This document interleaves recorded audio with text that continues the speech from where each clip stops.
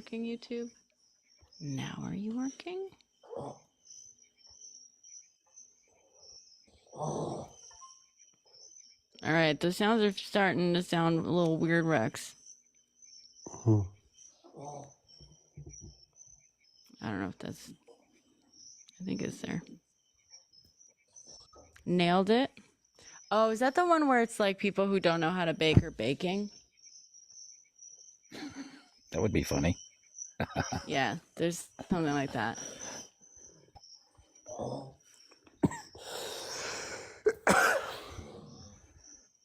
I don't know where all of our disagreeing people are. Oh, we got a request now. Maybe we blocked too many of them. It's funny. Let's Hello Kitty again. With Nicole Byer, yeah. Well, are you staging like a pro-Trump, pro-Harris debate? I mean, usually, like, we have, it doesn't have to be, like, exclusively like that. I kind of let people come up here and I ask them what they want to talk about, you know? And sometimes there's Jill Stein people in here as well. Sometimes there's independent people, but, sometimes it's chill conversation and other times it's not so chill, but both are fun. We get to kind of see what other people are thinking and talk with them about it. Okay, I'm going to unblock a few of these, I guess. Maybe, is that bad? Is that stupid? No. Let's see where I don't think so. I can't remember which ones were like hate speech and which ones were just... Yeah, there's way too many to remember who was doing what. Yeah. Sure. I don't think I've actually blocked that many. Yeah. I usually just kind of let you do your thing, and they usually just I can actually see who go away. blocked everyone. Yeah.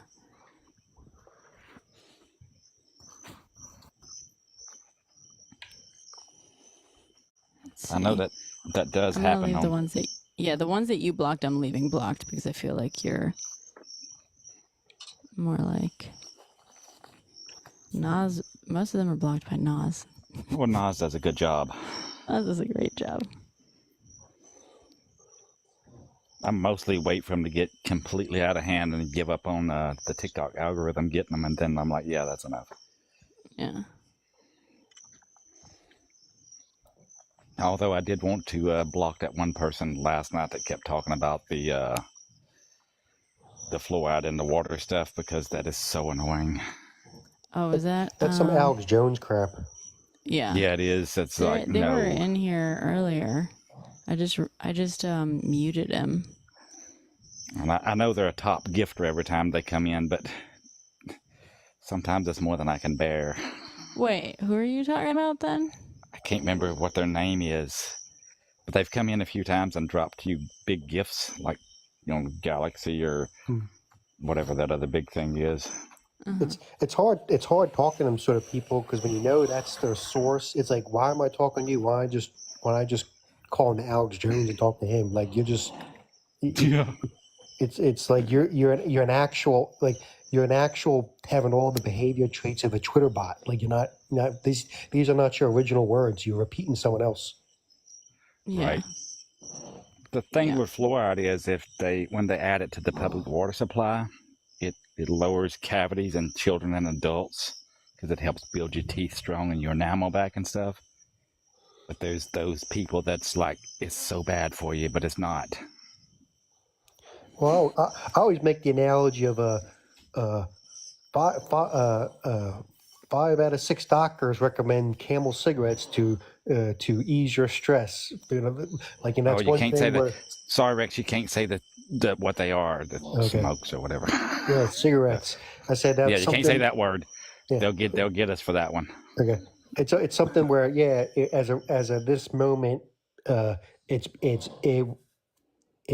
recommended, but over enough time, enough just trial and error, they realize, oh, that's not really necessary no more. I love you. And that's not the conspiracy. As I tell people, that's not a conspiracy. That's just how things are work.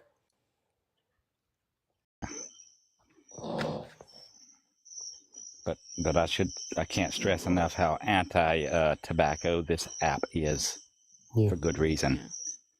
Yeah. So, and that's not a bad thing. Oh. That they do that. Oh, sorry. Hi, William Appleby. I'm sorry I missed your messages. I'm not sure why my tech stuff has been. Yeah, sorry. My YouTube has not been working not working well or being friendly with my multi-stream setup today. So the thing you were talking about whenever I came in was like storing all of the data from the live streams. Mm-hmm. I'll Google that if you hadn't already and see if I can figure out how you do that, because I'm not sure.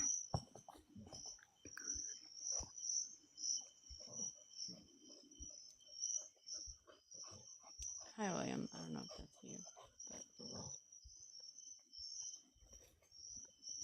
Well, Cool. it's also in toothpaste and mouthwashes and stuff. The fluoride, talking to Richard. It helps a lot. People, if you take care of your teeth, you can keep them your entire life now, where that wasn't a thing before they figured out how much good fluoride does. Yeah.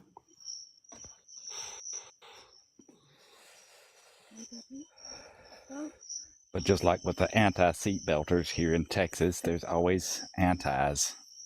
Mm-hmm.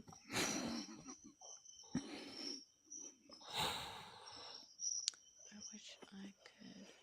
They're like, we don't understand it, so it's bad. Of course. As always. Like, I remember whenever microwaves first hit the market and we got one, and every time somebody would put something in the microwave, my grandpa would run out of the house screaming. They said the same thing about cell phones instead of cause brain cancer. Yeah, it don't. It don't. There's still people that do that, but it's ridiculous. It's preposterous. Yeah. I have had those discussions with people, though.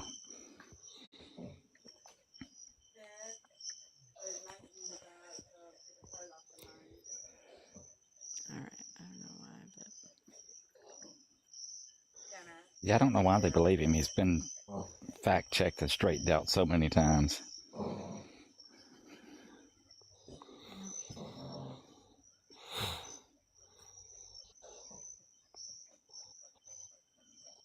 How's it going, Richard? Hey, going well. How are y'all? Fantastic. This is actually the first time I've gone live on anything, so yeah, that's cool. Welcome. Oh, welcome. Thank you. You should know you're also live on YouTube and Twitch now. Cool. That's fine with me. It's nice to join in on the conversation. Yeah. Welcome. I've been on your live watch your live several times. I enjoy it. In fact, I'm kind of body doubling right now. I'm working on a piece of art and talking. Oh, nice. Yeah. I love that. What kind of art? Are you a painter, a drawer, or a sculptor? I do paint and draw, and I'm also a graphic designer as well. And I'm also in a band, so I do a little bit of everything. You're all kinds of jack of all artists. trades, master of none. Right. Exactly. But oftentimes better than a master of one or something. I think. I don't know. Yep. Something like that. Something like that. Yeah. Sounds good. Yeah, sounds great. We love it. Yeah, I was in a conversation on Facebook with a acquaintance who was trying to talk about the dogs and the cats being eaten and how it's true, and everybody just needs to check who. Don't believe the media. I swear. And then he just came back with, of course, you're always been ultra left. You of course you're not believing this. Yeah. sometimes you just can't. I'm not going to believe anything anybody says. And the guy that I was talking to is gay, and I'm like, how can you support Trump? I don't understand that. Yeah, that don't make sense.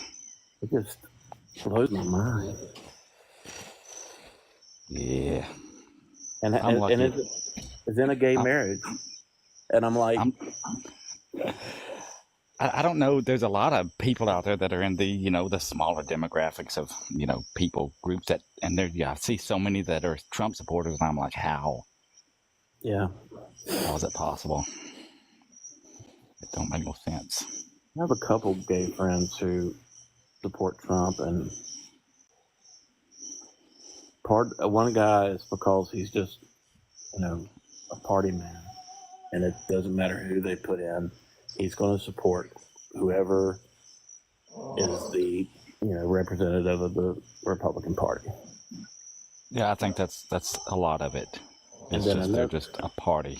Yeah, and then another one is he worships the rich and the celebrity, and he sees that in Trump. So I don't know. Yeah, that's the other thing I don't understand, and I've tried to figure out with people on this app. How do you become a fan of somebody like that? Yeah. Because I've never been a fan of much, I guess. Yeah. I don't know how it works. So it made me curious. I'm a fan of people with skills that I revere, like singers that actually are singers, not pop stars. And like I'm a big fan of Johnny Cash, but I also know he's human, and I'm a fan of Vincent Van Gogh. But I think that if I had known Vincent Van Gogh, I'd probably hate him. Yeah, probably wouldn't like him so much. Exactly. I mean, I've read enough about him that makes me think, gosh, if I had to spend a little bit of time around him, I'd probably want to strangle him. Well, that's the thing. If you separate who Trump is versus his image, well, Trump's image was cultivated through almost 10 years of him being on The Apprentice. The media loved Trump. It was up until he ran for office that they didn't like him. But when he first ran for president back in like 2015, 16, then people, the Democrat Party started on attack ads. It's like, wait a minute. This guy had like 10 years of being on Apprentice to cultivate his audience. That's it. You're 10 years too late. So it's like, if you separate that, it's like, well, no, this guy has already cultivated his fan base over a 10-year period. So you can't, it's hard to break that. Well, even when he was first running for president, he got a ton of coverage from CNN. And I always said CNN owes us something for what they did to this country by promoting Trump so much. I mean, I remember he had some sort of like press conference he was going to do, and he was like an hour and a half late to it. And they sat there just looking they had all these Trump steaks and stuff out. It was weird. It was the strangest thing. I'm like, whatever he does, they're going to cover because he's the circus act. I remember I think I know what you're talking about. I remember they were showing a live coverage of Trump's empty podium, and Right. there was a Bernie Sanders rally, and they told you, oh, we're going to cut feed of this rally, and we're going to go right to this Trump podium that's empty. Exactly. So be careful what you go for in search of for ratings. And he still sees it as a television hope. It's all about his am I popular, because he said something about something on the show where he was talking about the debate on a I guess it was on Fox, but he said, yeah, we had a good show the other night. And I'm like, it's not a show, man, it's a debate. Well, don't forget he was. I mean, I always go back to he back in the 80s. He had business ties with Vince McMahon, and he was big. Oh, yeah. he was always had aspirations to branch out. People don't forget, like people have like goldfish minds. Just back in the '80s when he was flush with a lot of other people's money, uh, he tried to get involved in the not NFL but the NFL startup back in the '80s, the Oh, yeah, the UFL. AFL or Yeah, the AF, something like that.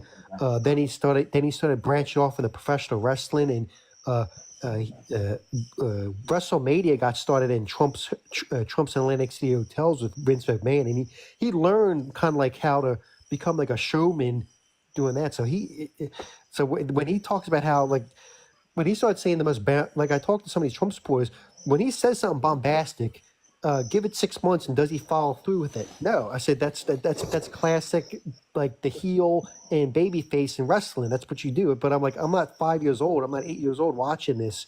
That's Right. entertaining for you. It's like this is real world. Exactly. No, it's true. I don't see how people don't see through his. I mean, look at his vice president. As soon as he picked his vice president, the very next day he started talking about cat ladies, and it was like, what do you mean? Like the more bombastic stuff, and it was like you like everyone knows you're a Silicon Valley tech guy. I mean, you have no ties to Ohio. I mean, come on here. And he started saying about cat ladies and this. I was like, he's doing this. He's just following the playbook, which is kind of scary because. If you're going to get, if this is like the repertoire for someone to get media coverage on that side, expect more of these kind of bombastic, outlandish. Hell, probably when whoever wins, whoever's going to be the next Republican nominee after Trump, I won't be surprised you're going to get some as soon as somebody announced the president, he's going to have fireworks, strippers on stage, that kind of crap. Because if this is working now, someone has to take it to the next level. I mean. Yeah, I saw a meme or a little reel today that it showed all these different debates from the past and how, like Reagan said, he said, I agree with so many things that Mondale is saying, and then someone asked John Kerry something. He says, let's talk about we don't need to talk about personal stuff. Let's talk about the needs of our country. And then all the way back to John F. Kennedy saying, I believe President Nixon is an effective leader for his party. I just think that the Democrats have a better way forward. And, it was all very, I mean, they may have been thinking some of the stuff that's being said these days, but it had a much more class to it. And I think that's gone forever, unfortunately, with the rise of Trump. But I have to say, the Kamala Harris campaign is brilliant and trying to bring the whole joy back to it. I think it was a perfect way to come into for one thing, to re-energize the Democratic Party, but also to kind of show people, we can still, be a country that just doesn't hate. It's not all about hate, which Donald Trump is. Well, yeah, she's trying to contrast herself from being him, which is like a basically a bombastic man child to her. So, and he is that. Completely is that.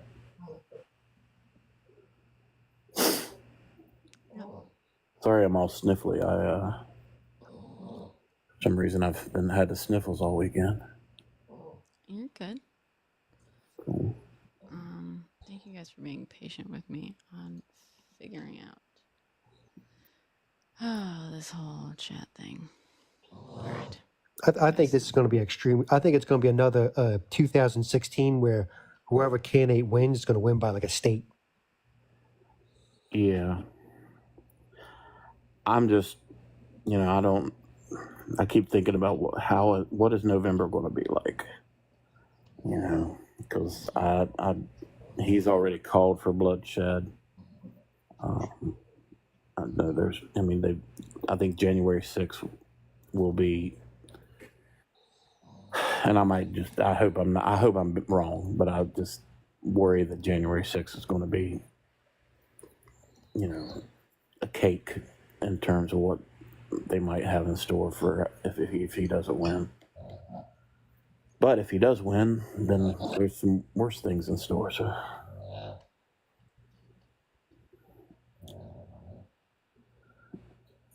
it's not like, I never was a fan of George W. Bush, but I didn't think he was going to destroy the country. Right.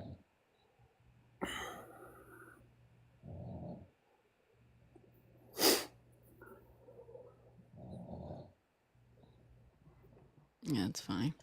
Someone in here is excited about the no tax on overtime. We were talking about that last night. How Well, silly that is. well, that's another thing of Trump. He's going to say something bombastic and then not follow through. Like I'll look if he says tomorrow, like, oh, you're gonna if Yeah, we you got one. we're only going to tax you up to like $5, and the rest of your income next year are going to be free. It's like, well, thank you very much, but your track record doesn't even follow through with that. So And that's like building a fence and for one thing, building a fence, and then two, having Mexico pay for it. None of that was ever going to happen, and he knew that. He just said it because it would stir up. That's a good point, Gamer Jam. Right. Someone on Twitch. Sorry, I just got my Twitch chat up and running now correctly. Is said an unexpected byproduct of destigmatizing mental health is that it's feeding a conservative talking point that, quote, more people on the left have mental health issues, though in reality conservatives are just more likely to live in denial of their mental health issues. That's a great point. That is a great point. Facts. Those sound like facts to me. Yeah. Great point. Sorry, keep going. As you I don't know. It's weird. Like on the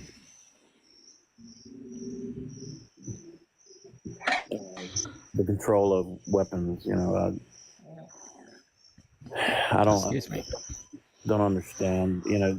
They keep happening, and they, one side will say, and this is where I kind of go away from, both parties, because both parties will say something needs to be done, and one party will say, no, it's just mental issues. It's not the pew-pews, and the other group will say, no, we need more. We need the ban guns, and yes, we need to have more control over that, but we need them both. I mean, we definitely need better mental health help in this country. Absolutely. But nobody's doing either. So I'm like, I get mad at both sides because I'm like, well, do them both. Yeah. Yeah. Yeah, you don't have to just do one. You could do a little bit of both. See what happens. Exactly.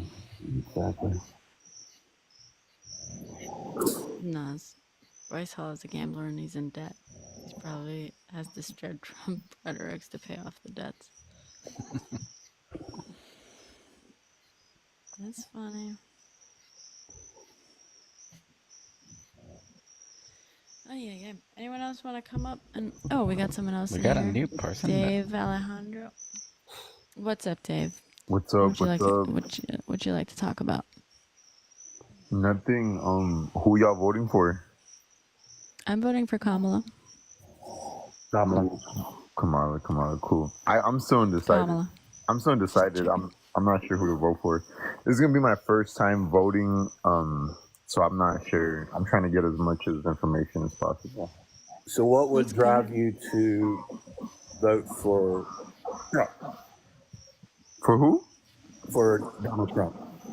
I'm not sure. There's a bit of ego problems that I feel like could possibly take over, but I like his stance on the border, and I like his stance on foreign policy. But that's about it. So can I? Okay. So what about his border stance? Do you like? Well, I'm not sure if you guys have heard the president of Border Patrol talk on YouTube. He explains it like in full depth, but basically, like the union that is Border Patrol backs Donald Trump 100% because his policy was tough on the border. Like immediate no to the to like Venezuelans, Hondurans. Like if you have no papers, like So, you do okay. that. But as So, with me, can like I? yeah, go for it. No, sorry. I'm finish what you're saying. No. Yeah, no. Like I'm just, and I'm taking that with a grain of salt. Like I'm taking that from the perspective of an American Hmm. first, and just as like national security, of course. But there's some things that Kamala stands for that I like too, like her stance on, trans rights and women's rights. And I'm not sure how true the Project 2025 stuff is. I'm still trying to like figure that stuff out. That project Well, 2025 is a basically a meme that was passed around on Twitter from that Heritage Foundation. Yeah, So I think. Yeah, I think that's like what I'm deducing from all this. I think it was kind of like a Twitter or TikTok meme. yeah, no, I mean it's actually It's an actual document. it's an Yeah. actual document. It's not a meme. They have a Oh, are you guys for website. real? Yeah, they Yeah, have yeah, a yeah. website and they've fleshed out. It's a multiple page, but I mean, Yeah. it's not a meme at all. It's real. It's very real. But I do Right. want to. So I just want to. Sorry, I want to address the border stuff you said first before we get in the weeds on Right. Yeah, go for Project it. Go for it. 2025. So so in terms of border policy and stuff, the reality is that have you heard anything about the bipartisan border bill? Oh, of course, yeah. You have. So you know that Trump actually derailed the border bill that would have, closed the border and stuff, or at least limited. Yeah. I've read up on him and his representatives on how they held back on trying to get that bill passed through.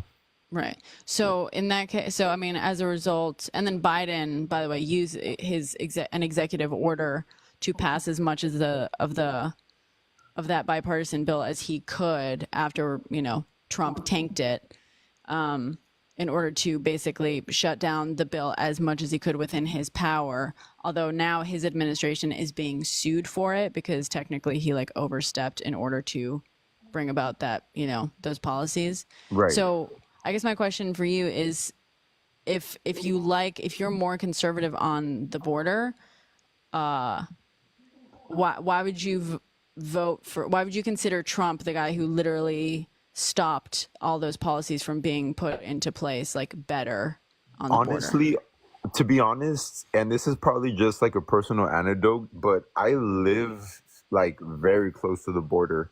I live like 2-minute walk and you're in Mexico. Like I live on a border city. And in the years when Trump was in office, I was still in high school. So I wasn't in that election where he got voted in, but I was able to see like my city. Like you guys can look it up. It's Brownsville, Texas. It's right on the border. During those years, I really didn't see a dramatic change in border because he was kind of just inheriting the immigration, how immigration was compared to like Obama. So he just took that in, and I kind of didn't see a drastic change up until Biden was in office. And all of a sudden, Okay, like so I'm going downtown in the city that I live in, and there's just like you can tell the immigration problem. And right. So, well, and I just want to point out, so the policies under Biden for the past like 3 years until he basically, until the border bill was about to be passed, and then Trump tanked that border bill, and then Biden had to use his executive orders to basically put into place the more strict legislation. All under Biden, the immigration policy was the same as it was under Trump. The only difference was during COVID when immigration was basically stopped for everyone, like all Right. over the world. right, There was like an emergency, Title 42 COVID policy, which Biden tried to extend, but the Supreme Court did not allow him to.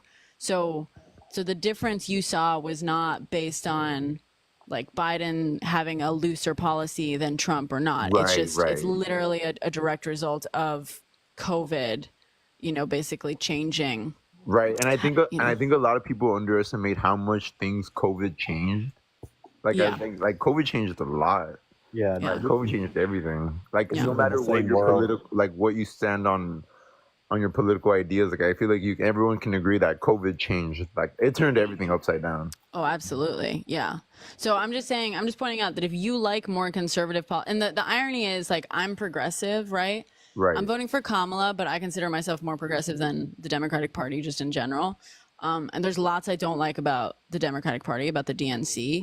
right, Um, and there's plenty to criticize about Kamala. But ironically, her border and Democrats and the DNC's current like border policy to me is too conservative, but it's right in line with what most Republicans say they want on the border. And despite that, like they keep saying like, well, I'm going to vote for Trump because of the border. But it's like Trump had less restrictions on the border than Biden does now. right, Trump right, was the right. one who destroyed the bipartisan border bill, which both Republicans and Democrats were ready to pass. So like better on the border. If you are a conservative on the border, you should be voting for her. I don't like her stance on the border. It's too conservative, in my opinion. Right. But if that's what you like, she's your gal, Right, right. And Yeah. I'm taking these couple of months up until the election day to really like brush up on these two political figures because I'm like I said, this would be my first election voting, and like last Are time. you registered, by the way? Yeah, yeah, I'm registered to Okay, vote. cool. Yeah, Good. so I'm just trying to Everyone get as much. register Yeah, to definitely. vote. I'm just trying to get as much information on both parties, because but yeah, I just wanted that's all I want to get your thoughts on. I have to go actually. But real Okay. quick before I leave, are you the girl who did the Be Better videos? I am. Yes. Oh, wait, hold on. Before I leave, you're actually so brave for doing like the part 2 or like the part 3 of it. Cause I feel like there was a lot of people who kind of overdid it with the Be Better situation. Oh, And where I I think, said stop sending death threats and stuff. yeah. Like Thank you. I feel like people were ready to hang this dude. Like I feel like because I followed Be Better like way before he blew up, and I actually like kind of saw his like rise and fall and stuff like that. And then your videos are like the videos I saw like right after his, and so like I kept up with them, and like I just want to like applaud you for like because Thank when you. you did like that I don't know if it was the second or third one. It was the third one, yeah. Yeah, where you kind of like like because I think it's so important to bring it back to like everyone's human and everyone can make mistakes, and there's always this time to grow and time to learn from Well, like I just, to be clear too, because some people got really mad at me for posting that. People were like, you don't get to like forgive him and stuff. And I was like, bitch, I never fucking said I forgive him. right, I'm not telling anyone you gotta forgive him or you gotta like the guy. It's just like, let's not send people death threats. Like, let's be fucking adults about it. It's some kid. Like, it's not my fault that you guys idolized some kid on the internet and now you're mad because you got fooled by him. You know what I mean? It's not, that doesn't make it okay to send death threats. But I will call you. So yeah, then we can make this yeah, no, like like my respect for you. Like I actually can't believe I'm talking to you right now. Like you're kind of celebrity in my eyes now. oh, thank you. But nah, I applaud you for that. Like for kind of telling everybody to like take it down a bit, take it down a notch. Thank you. I appreciate that. But yeah, it was nice getting your take on these things. Hope you have a good night. Yeah, you too. Come back anytime. Happy to talk through the issues. I was looking at a illegal crossings at the U.S.-Mexico border graph, and the I'm looking at the graph, and the only year that it dropped was 2020 during COVID. If you look at the trajectory of it, What graph are you looking at? I'm Like, looking what's at a this graph on the Washington Post, Mm. which, let me see, it's talking about Trump versus Biden on immigration, 12 charts. Yeah, I have the link is purple because apparently, yes, we've uploaded it before. from February 11th. And if you look at the trajectory, This is audio. it would have grown exactly the same way. And it did drop in 2023 when Biden did exactly as you said, when Biden tightened the border laws as much as he could. Yeah, that's where it plummets. Yeah. Plummets. So I mean, it was on a trajectory to get that high. And I also want to say that so many people are just talking about immigration, and that's not there's a lot of people that come from our southern border who are perfectly legal immigrating here, and I think we oftentimes lump everybody in to the illegals just because of where they come from. I can't, for some reason, it's not opening up the actual graphs for me. It was updated on July 28th, 2024. Well, it's like opening for me, but it's like just says Biden on immigration, 12 charts comparing U.S. border security, No. and then it doesn't show me any Well, that's weird. actual charts. Yeah, I had to scroll down Yeah, it's not several graphs, but weird. several paragraphs. It's not. All I see are the 2 paragraphs. Maybe it's like because I'm not subscribed, but usually it would say like. And I'm not subscribed either, so I'm not sure what's going on. Yeah, it's so weird.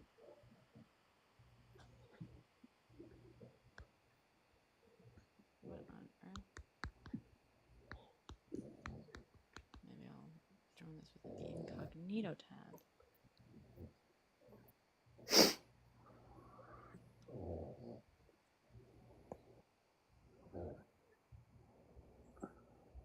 Honestly, Rex, I thought it was coming from your mic. There's definitely a noise, but I don't know where it's coming from. That's my dog. Oh, okay. Yeah, my dog snores extremely loud also. Yeah, I got one of them brachiocephatic dogs. He's a little Boston Terrier. He snores crazy loud.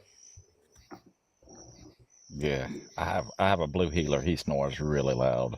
Yeah, Wherever the crickets are coming from, I love that. that's Oh, chill. that's me. Sorry. No, I love it. It's making me feel so relaxed.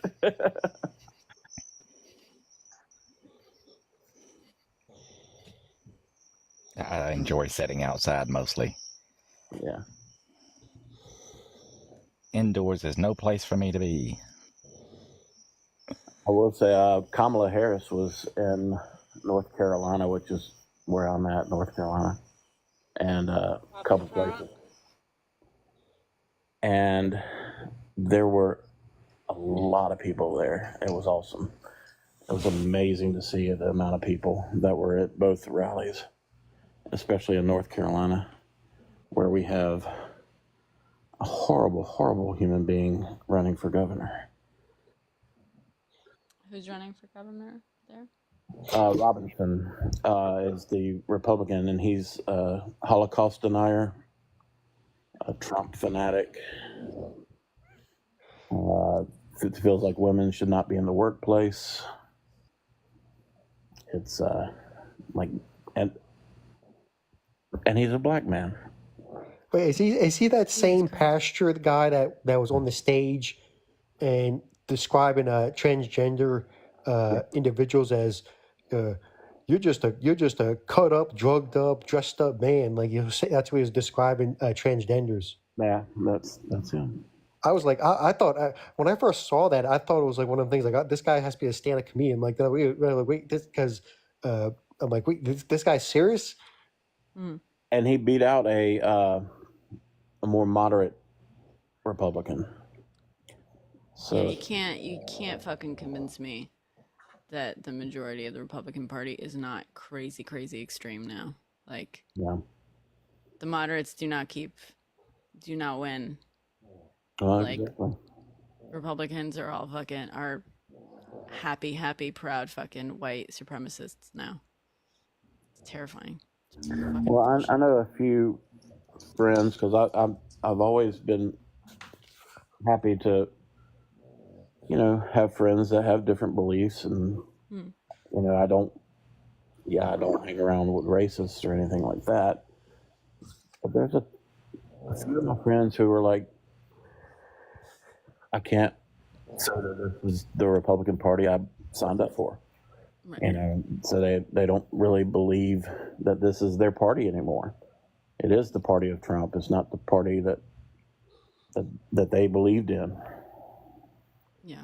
It's fucking wild. And they're voting for Kamala, which is, Oh, that's good. That's good to hear. I'm glad. yeah. All right. Anyone else in the chat want to come up? Give us a topic. Yeah, give us a topic. I will say I'm the opposite of, I think it was, who was it, Richard talking before? I was making more coffee. See, I live in a part of the world where everybody here knows me. I know everybody in this community. I could, with confidence, say I don't know anybody here that's going to vote for a Democrat. Nobody. That's amazing. That's very exciting. Well, I do have a friend who. But wait, you said not going to vote for a Democrat. You don't know Yeah, anyone who's going to... everybody in my community, I mean, you can drive by houses and stuff. They have the signs already and stuff. I'm like this tiny blue dot in the middle of all this, So, yeah, I talk about these things, and every time, like today, I got into a thing with the mail carrier guy over the eating the cats and eating the dog things. So Jesus. he believes that stuff. So It's so crazy. My God. I know. Have any? All he's got to do is say it, and it becomes gospel. Yeah. I was born here, Halo Kitty. This is where I was born and raised. Yeah. I don't know what happened with me, but I don't fit in with the rest of them. Probably because I've been out in the world some, and most of these people haven't never left this small town. They've never been anywhere. I have a friend who voted for Trump the first time, and he regretted it. He came to me and told me. He said, That's good. I did wrong. He said, I did the exact wrong thing because I really didn't believe that he was going to be what he was. And so he voted for Biden. Now, I don't know if he'll vote for Kamala, but he definitely saw the light in terms of Trump. I think the last time I talked to him, he said he wasn't going to vote. I can't say that about some of the people that are normally hardcore Republicans. I have talked to a few family members that said they're just not going to vote because they don't want to vote for Trump, but they're also not going to vote for the other side at all. They'd just rather just not at all, which helps, but it's still not the best. Still, I mean, that's just someone. It's like, why not? What is so wrong with the Democratic Party? Or I don't know. That they really can't bring themselves to vote for a woman of color. You know what I mean? Like, what if you know that Trump is as bad as he is? Like, pretending like getting it out is somehow absolves you of handing him an election if you do nothing to stop it is like, it's wild. Like, that's just. I feel like it's the fact that they just cannot not vote for their party, or they can't in good conscience vote for a Democrat because for years it was like. But in good conscience, it's like, no, it's like you can't. In good conscience, what does your conscience say? You can't vote. Like, they know that Trump is such a problem that they won't vote for him. Right. Despite them being raised to always vote, like Republican or whatever. Yeah. They can't in good conscience vote for a Democrat. What the fuck does their conscience say? Just stand by and allow someone like Trump to win? That's what their conscience says? Their conscience is fucking garbage. You know, I'm sorry, but that's not a conscience at all. That's just, you know.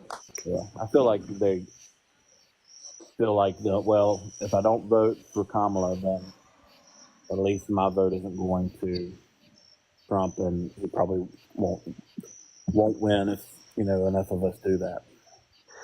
I think it's BS, but I think that's what they believe.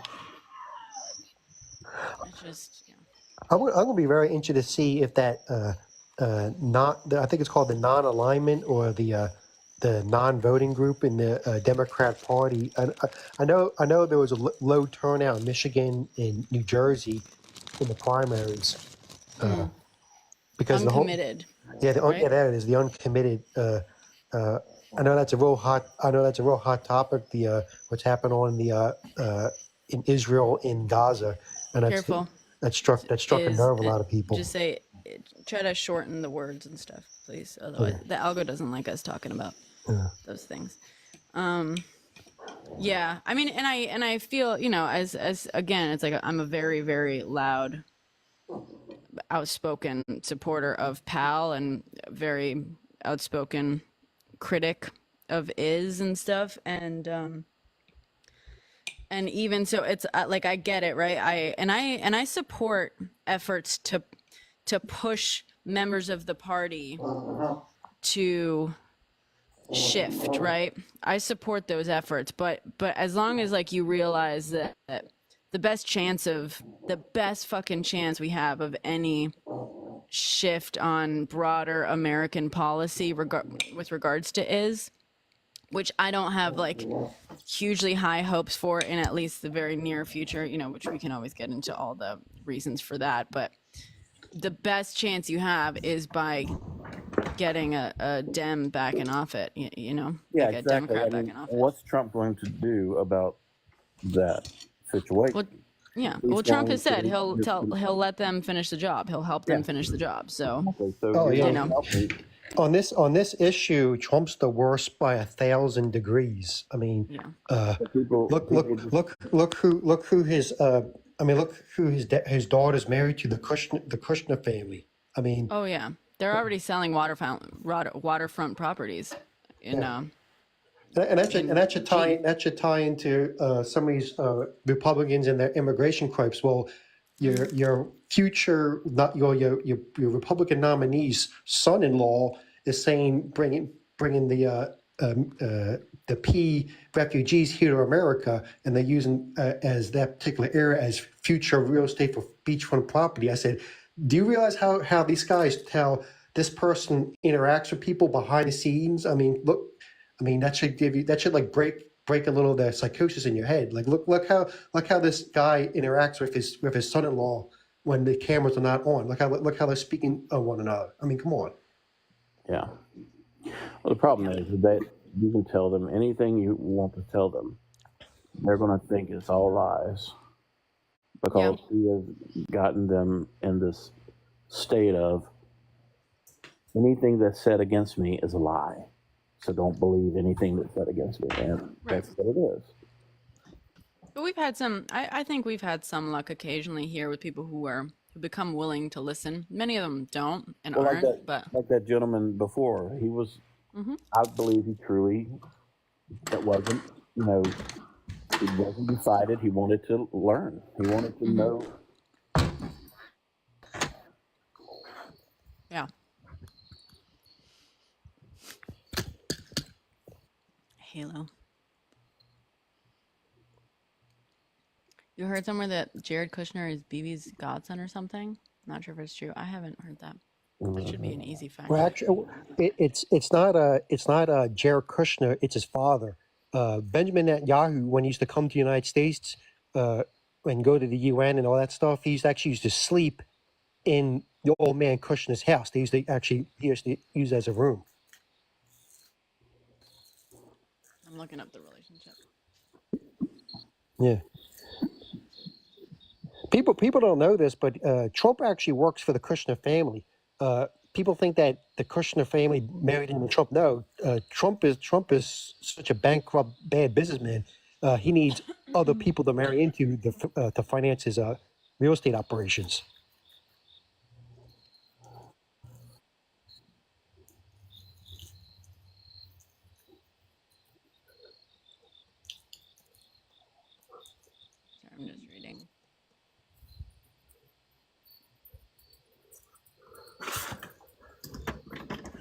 So it's not. So basically, a report from the New York Times includes a leaked list written by Net from which reveals that he considered Charles Kushner, Jared's father, a top potential donor for his political campaign.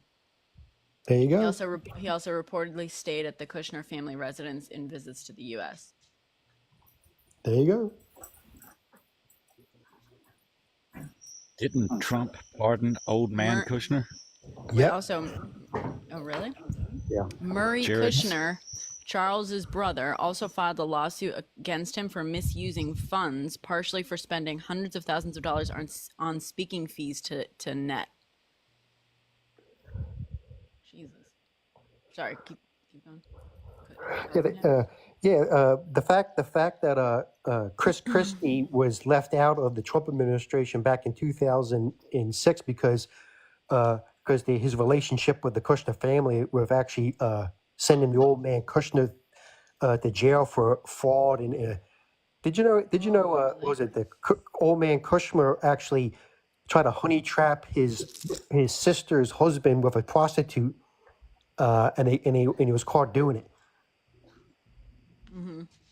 The family is, this is some really crazy, this is like inside baseball stuff, but the Kushner family, the actual children, the those who Trump knows, they all hate each other. They're all codependent on each other for real estate business adventures, and apparently there was a fallout between Jared Kushner's father and his sister's husband, and he actually set him up with a prostitute in like some highway, Careful with the word. some highway motel in New Jersey, and Chris Christie actually sent him to jail for it. Then Trump becomes the Republican nominee, and Christie's trying to get a job in the administration, and guess who's Trump's consigliere? Jared, and Jared's like, well, you locked up my dad, so you're out of the administration. Which is this is like total like just total like this is who we have as world leaders in America. This kind of crap. Of course. Ugh.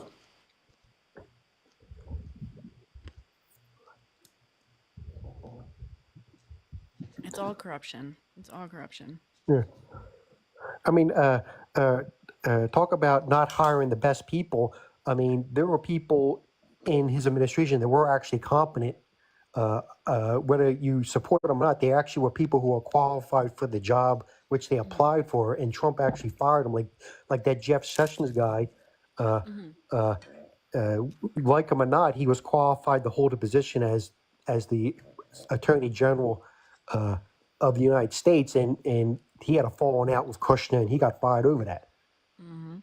Remember when I forget why did they get rid of Jeff Sessions again? it goes back. Surprisingly, it was actually over immigration. It was between Stephen Miller, Jared Kushner, Trump, and Jeff Sessions. Remember when Trump got into office, he just going crazy, bombastic, saying we're going to start bringing up buses and throwing people out here, like just saying just wild stuff. Yeah. And remember when all these international airports were all being flooded with people because people literally thought like, yo, this guy is going to be actually going to bring in buses and deport me out here. Like, no, and everyone's like, no, don't listen to that. This guy's just saying this stuff, but he's now the president. So there was enough fear in the office go, like, he might actually do it. It was Jeff Sessions going like, you can't be saying that. You can't be just our immigration laws between state and federal. You just can't do that. There's a process to do that to deport people. Yeah, right. There's a process to deport someone on the books already, and it's a collaboration between state and local and federal agencies. And he was like, "No, I want to do it now." It's like he's like, you can't just like round up people and deport them without knowing who the fuck they are and whether they're like processing them, right? Like that's exactly. Just the thing. And He was that's like, I'm just gonna round up people who like have an accent and aren't white or something like that, and like that's he was saying basically, and crazy enough about it, but there are a lot of people. I remember. A bunch of I think it was like Mountaineer Chicken and a lot of meatpacking places like, "Are you crazy?" They were like, "Workers are not showing up to my office because they think they're going to have immigration at my employee. Like, you can't be having this. Like, you're doing about this so wrong about this." But I remember the thing was the big falling out was like he wanted to do it like jackboot style and just round people up, and Jeff says like, "You can't do that. Uh, the stuff what you're asking for has to be done passed by to streamline this bureaucracy. You have to be passed by the legislature, pal. I can't just do that." He says, "If I do exactly what you want me to do by basically enforcing this law, which by the way he's the judicial branch, Yeah. that's immigration. You're asking me to go beyond my jurisdiction and go over immigration." He's like, I can't just force another head of another federal department to go do this or else." Well, He's like, the judicial branch can't enforce laws that don't exist. Like it just can't. Like that's not how. Yeah. yeah. And then I think what it was that the big falling out was the fact that he said like he told Trump no, and he said, "If you want me to do that, what you want to do, you're gonna be having so many lawsuits and court filings in state and local governments and federal governments that your whole immigration policy will be stuck in limbo in the court system because what you're doing ain't really legal even for me to do it." Yeah. I also think that he got on Trump's bad side when he recused himself. Yeah, and he should have accused himself. Yeah. That's his job to do that. He's like Exactly. the guy. I mean, that's what I mean about it. Even the people who are competent, like, yeah, I can't just like I'm not going to defend you because you're the president. I'm the Attorney General of the United States of America. Yeah. I'm here to do my job, and if you're doing something, that's another thing. Where you like it or not, the guy hired someone who could do the job, but I'm not going to be a yes man because that's not my job to be a yes man, and he fired him. I mean, I was like, you got to be crazy. Trump didn't understand that the Attorney General's office wasn't his to control and to, tell him, go do this, go do that. That's not the way that works. Yeah. It's not the way it should work. It might be the way it works from now on if he gets in. Yeah. So that's why he was on. That's why he eventually got fired. Then the crazy thing about it was Trump is such a vindictive person that when Jeff Sessions ran for re-election in his state to run for Senate again, he went down and endorsed his opponent. And the guy, Tuberlin guy, he wasn't even he didn't vote in a single election the time he ran for Senate. It's crazy. I was like, oh, what do you? Yeah, Jeff Sessions I was no fan of. He was a sleazy little man, but he at least knew what was right and what was wrong. Well, at least he knew what was legal. Legal, You know what I mean? exactly. Like That's exactly right. He knew the lines he could not cross. Wild.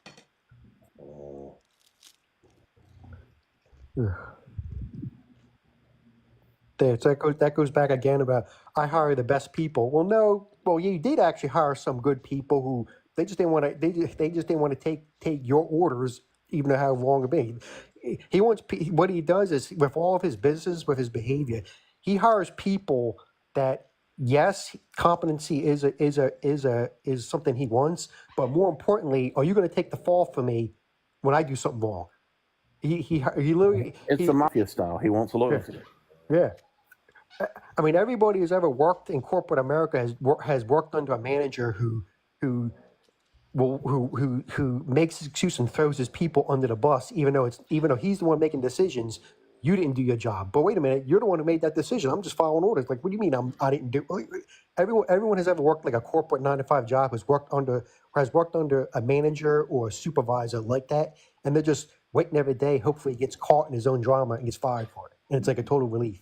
Going back to what you said about him saying he hires the best people, that's why I can't understand what the MAGA folks, why they believe him so much, because he says he hires the best people. Yet he fired so many of the people that he's hired. Yeah. And then talks like they were the worst ever. They were so bad, blah, blah, blah. Well, you hired them. I thought you hired only the best. I know. He hired. I mean, it's always back. I mean, that's what I mean. You say you hire the best people, then the people you get in either have something whereas either they didn't do the job or they did something that they didn't want to cover for your ass for your incompetency and make them look bad, and go. Then you fire them. I don't get this, and it goes again and after again. And here's another thing: he fired Jeff Sessions, then he got Bill Barr, then went back to the same cycle again of, hey, this guy I hired him, he didn't do what I wanted to do, even though what I'm doing is stupid and wrong, but he's not doing it, so he's the problem. Are you kidding me? Yeah, and anybody and people just follow it. It's like, you got people like Jeff Barr, generals that have been respected for years, saying that he is horrible, he is not going to help our country, and yet nobody will believe them. It's just whatever Trump says. I can't. It's unfathomable. It reminds me of like one of these hotshot college coaches from like a D1 program. Like they all go through it. I remember an interview a long time ago about Pete Carroll said that the jump from a college coach to a professional coach in the NFL is different because you're going to be coaching guys who are basically an employee of a corporation. He says you're an employee just with that other guy who's you're coaching. He says in the college level, you're kind of like the head honcho of that football program. Like no, in the professionals, that's not. Coaches get fired, but the players stay sometimes. That's not how it works. And he's always did everything where he's the boss. I make the decisions. And by the way, if I make a mistake, that's just me. But if you make a mistake, you're fired. Mm-hmm. He can't work in an environment where he's another person in a bureaucracy or an employee. He never did anything where he's an employee. That's true. Yeah, he's never been an employee. Yeah, he never had to work with other people. I mean, I think the list goes on. Like, No. The other night when he talked about, he went to the name just went out of my head. The School of Economics, Wharton. yeah, University of Pennsylvania. Yeah. He said, I went to the Wharton School of Economics, and I was just like, you can say that all you want, but we know that you don't know half. You also know how legacy admissions work, right? Yeah, like exactly. You let's not fucking act like you weren't there because the you were U.S. is some actually a superstar. meritocracy. Yeah. Fucking ridiculous. Mm-mm. Mm-mm. Ugh. I'm so surprised we really haven't lured any MAGA in here. Yeah, something's up. Something's not normal. Yeah. Something's weird. They're out guarding their dogs and cats. I wonder if there really is like a level of well, definitely when I was going through the list of banned people and unbanning a bunch of them, a bunch of them their accounts don't exist anymore. So, Yeah, suspicious. Yeah. Well, if it's somebody that I banned from yours, if it's racist stuff and bad stuff, I don't just ban them. I also report them. Yeah, me too. Same. But which is good. So if nothing else, we're doing good there, I think. Yeah. But it's not just it's like some people you've banned and probably reported, but I feel like some of them, even if it wasn't from our reports, they're probably running around saying some really fucked up shit and eventually getting banned. Let's hope they will get banned. Or but I mean, but it wasn't. But still, there was a ton of them that weren't, and I wondered how much of it is I mean, I don't know. I was on Parker's live earlier. He's still got MAGA in there, fighting for their life.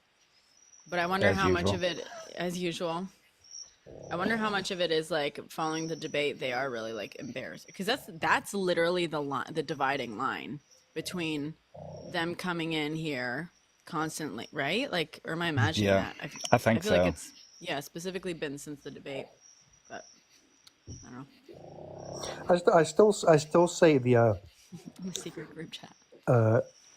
with the Democrat It's a Party, dog. from Obama having like the most people has ever voted, ever re-registered, ever switched parties was under like Obama. I think the biggest failure by the Democrat Party in terms of leadership is the fact they didn't solve the student loan crisis. Right. I mean, I think the first president that would do that and go, listen, we're either going to lower your payments or just straight up go, you know what, we're just going to start from scratch here and we're going to fix this where we don't get in a situation again like this. You literally would be like almost like the FDR and you would just gobble up a whole generation of people and they'll be Yeah. registered to your party for life. You know, the Republicans are actually trying to privatize Fannie and Freddie. They're trying to privatize everything. This goes back to I this had goes, read that, but I hadn't checked in on it. Is that something they Yeah. were actually trying to? Oh, cool. Well, I Cool mean, I beans. haven't dug deep into it, but I saw something, yeah, of like their efforts. They're like basically gearing up to try to privatize them. I'm like, makes sense, but yeah, that's not gonna fucking help anyone no. with student loan stuff. Not even a little bit. Make it, They're or trying to make make it worse. Yeah, make it 10 times worse. That goes back to the whole with Betsy DeVos and her little group of people trying to make a federal program to make national school choice, which that won't work. But I told people if you like your utilities and stuff like that, I say the whole reason why you have public schools is that it's community run. You actually have a say in it who's on the school board. Yeah. See, that's another thing that they're slowly trying to do is privatize schools. Yep. Oh yeah, that's exactly what they're trying to do. They're trying to get that out of, and it's going to be again, the rich will get the better schools. I mean, that's already happening, but It's already happening But in point public. taken. It'll be worse. well, but also privatized. It's like it's harder to regulate, right? Like a No, privatized exactly. school can teach whatever the fuck it wants, and There's a school coming to my town. There's Yeah, but with the all other the thing, things. like Abbott has done, and I guess Oklahoma too, with the Ten Commandments in the school and trying to push the prayer thing in school and stuff, So they're already trying to get that in place to where it will be religious schools Oh, that's where what you they won't want. be able to teach whatever you want. That's totally what they want. Well, it's gonna bring in a financial element to your curriculum. Imagine sending your kid to a school and your school has corporate sponsorship. Like, what do you Yeah. like? What? I mean, come on, are you kidding me? yeah. Oh yeah, Yeah. fully like teaching people like, oh, it's an honor to work for less than minimum wage, and minimum wage, you is like evil and really, and like workers' rights are evil. Just like give it fucking time. Like seriously, if you don't think having people like financially invested in the education of future laborers is a creepy ass fucking conflict of interest, Yep. just wait. Yeah, can you imagine? That is crazy power. That your future, well, the same people that are invested in the companies that will employ you in the future are the same companies that are in charge of your entire like development and education growing up. Like that is an insane level of power. Terrifying. Well, they kind of already do, from what I can tell around the schools around here and the ones that my kids went to school. They kind of already do kind of push that.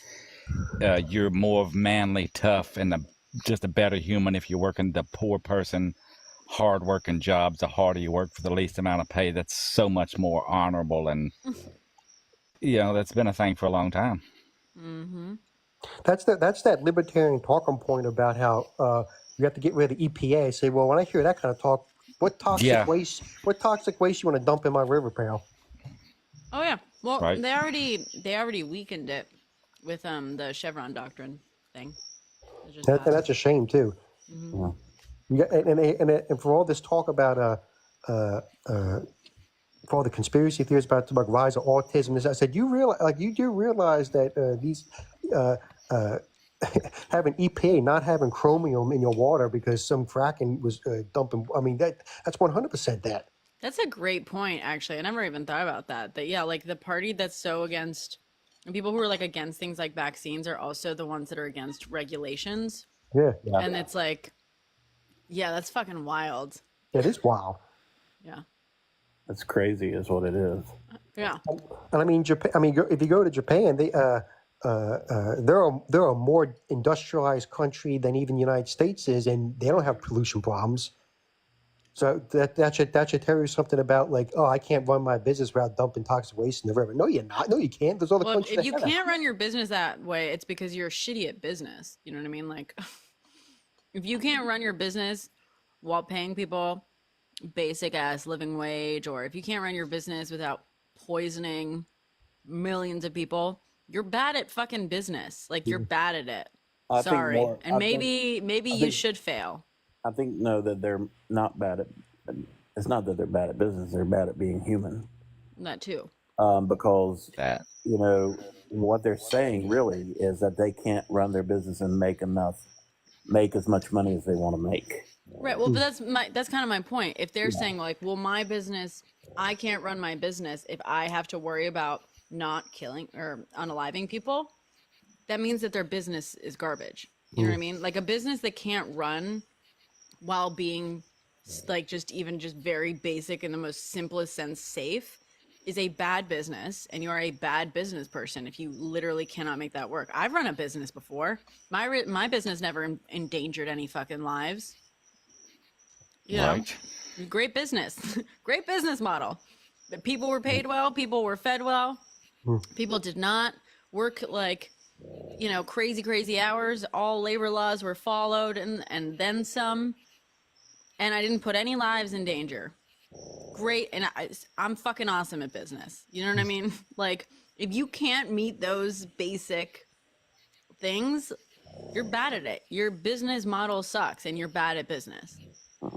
Well, it goes back to say, would you eat at a restaurant that wasn't inspected by a city or state health department? I'm like, hell no, I won't go in there. Yep. No, thank you. The problem is that we've in this country we've practiced unfeathered capitalism for too long. People don't understand that, you know, capitalism and communism and all these isms, you know, they need to be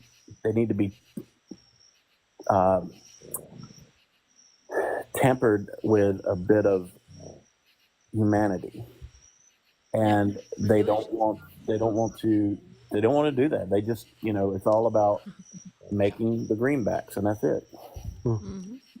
And it's horrible. It's crazy that we as Americans can't see that what we're doing is wrong. I mean, I've got good friends who, you know, are good people until it comes to, you know, capitalism, and then they say, well, you can't blame him. He's making money. I'm like, no, I can't blame him. You can blame them if you I gotta. can't actually blame If you. you're making money off of the lives of others, Exactly. you can blame them. You can blame them. It's See, disgusting. people say I'm a bad business owner. I don't really have a business, but when I do get a job where I have to hire people to help, like the air conditioner thing a couple of nights ago or a couple of days ago, right? Whenever I got paid, everybody that helped got an equal share. Oh, nice. That's the way I've always done it. I love that. I'm not going to be rich ever, but to me, it's fair. Yeah. You know, I needed some younger people that were still able to lift things and do the manual labor, and it's just fair.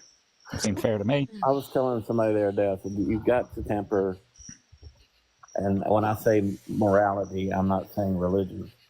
I said, you got to temper capitalism with morality. Yeah. Well, look at all the hospitals. I know so many hospitals. The for-profit hospitals are all going bankrupt, but the non-for-profits seem to be doing well for themselves. Look. Is that true? Yeah, it's. I work for a non-profit hospital, and it's not always the case.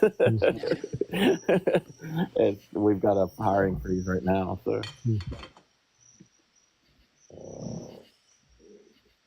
I've never worked in the medical part of anything. I've done a lot of jobs, but never that. I mean, I was on the first response, you know, crew in plants and things, but that's a little bit different.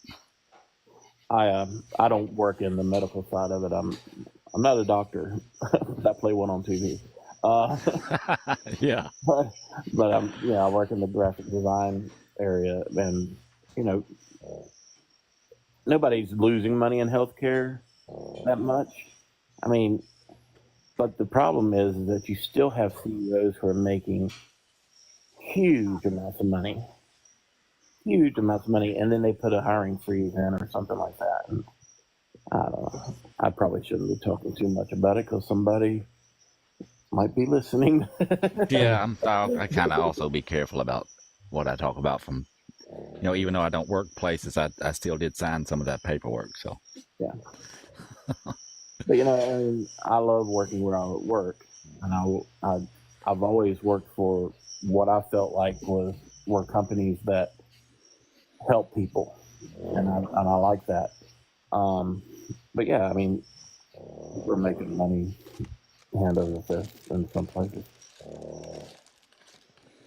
Like all the newspapers out there, none of them. I mean, yeah, they're not making the money they used to make, but the people up high are still making money.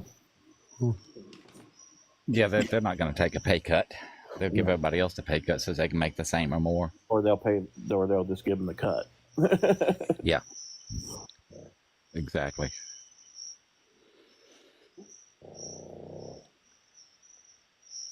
It's just, I don't know. I enjoy working. I just don't like working for somebody who I don't think is a fair individual. So I just been working for myself for a lot of years now. Yeah, I enjoy what I do, and I enjoy who I do it for. It would be nice to make more money doing it, but I think everybody can say that. I've always thought, wouldn't it be nice if we could do the kind of work we wanted to and not have to worry about the money? That would be nice. I am doing That would be nice.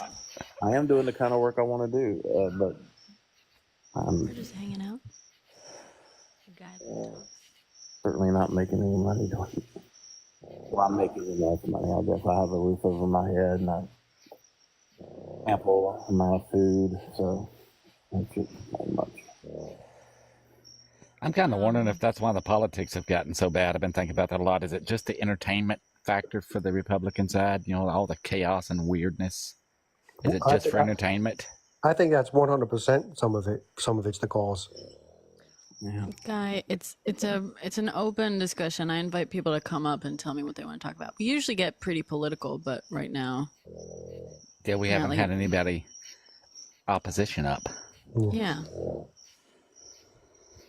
But feel free to join and a degenerative scream off. No, I mean we get pretty political, but we rarely scream. We try to stay pretty respectful with the politics. And since everybody here right now agrees pretty much on politics, Yeah. what's the point in talking about it? A whole lot. I know, Joe. Yeah, that's what I've always enjoyed about this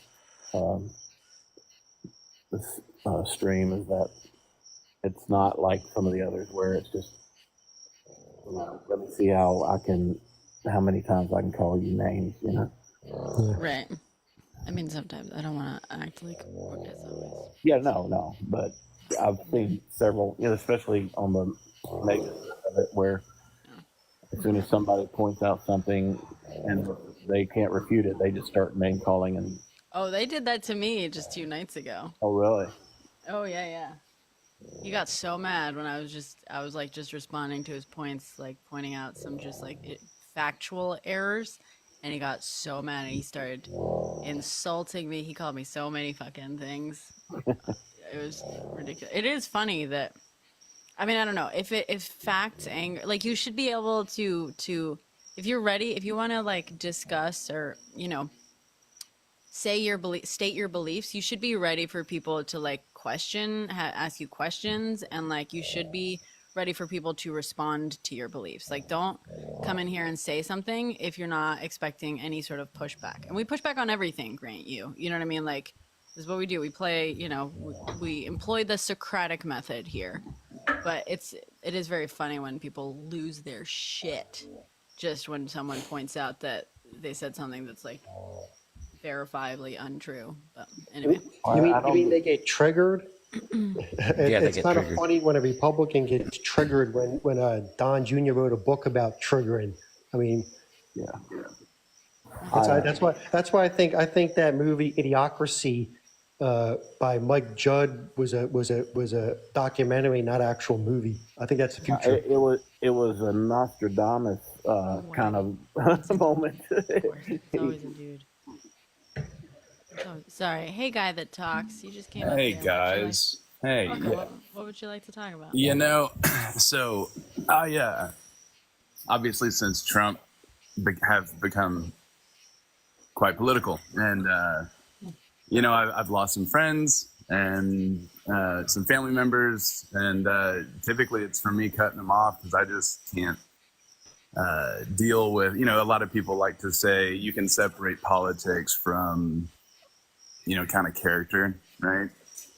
Oh yeah, people say that, but Yeah, crazy. yeah, and I believe at this point, I mean, one of the things I often say is, like I wonder if 1943 or 1944 German, like I always say, look, was that just politics? Like if you were in Germany during that time, would you have stood up and said, "What the hell are we doing? This seems weird"?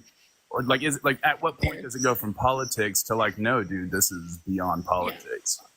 Well, and also I just want to say too, in the 1960s, the women's liberation movement, 1960s, early 70s, they came up with a slogan. One of their slogans was "The personal is political," and it was like based on that. It was like because people were like, "Why are women getting involved in politics?" And like, "Why are you?" like why are you getting so just like uppity, I guess. And the whole thing was like they were fighting obviously for their right to reproductive rights, but they were like the personal is it affects our lives.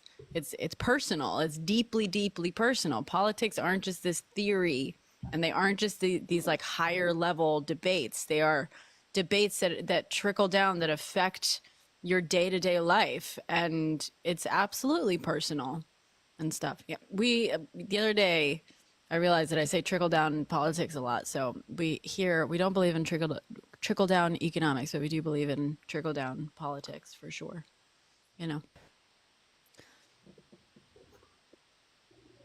Yeah, Odds be voting.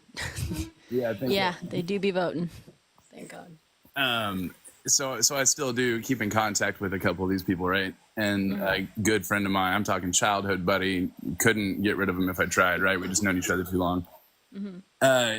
So he, hardcore Trumper, been that way for a while. He's also, he grew up quite Christian. So I always kind of try to, point out how anti-Christian certain things are,